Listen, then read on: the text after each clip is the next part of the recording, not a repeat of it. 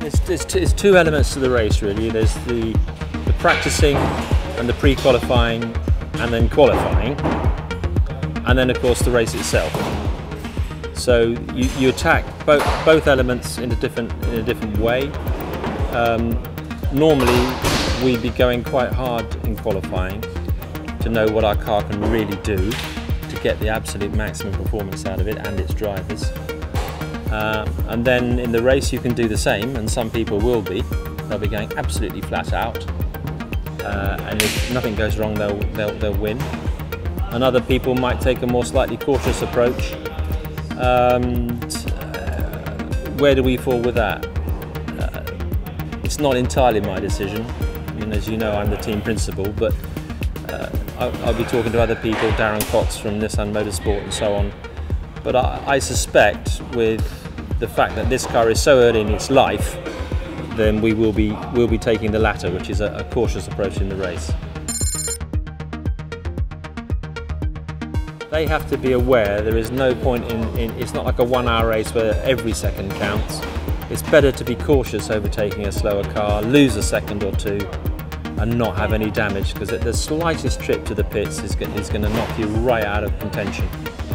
So they have to be aware of it. I have to remind them of it continually over the lead up to the race, and then you rely on the drivers themselves to just exercise that caution when it comes to all the things that can go wrong. You know, particularly at the start, the first few laps. You know, when everyone wants to do well, and then later on when people are lapping you or you're lapping them. You know.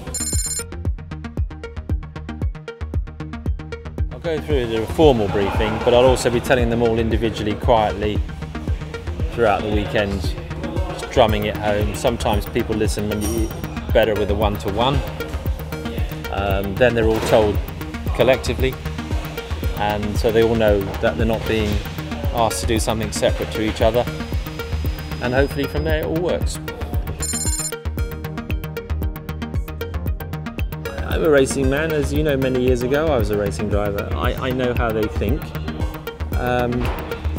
but strategy is everything. I mean, even in short sprint races like Formula 1, you hear constantly them being told what to do next, what to avoid. We do the same. If there's debris on the track, we tell them. They don't always answer, they're sometimes too busy, but we will tell them. And if we say let this particular car go, then I'd like them to let it go. I don't want them to race wheel to wheel with a bloke who's not involved with this. You know, he could be someone who has no points in the championship at all. He could be someone in the pro class and we're in Pro-Am. So these things are important. Don't take risks for unnecessary gains. It's so straightforward. But every racing driver wants to race the guy who's in front of him or behind him. But everyone has to raise above that and go for the finish and go for the points.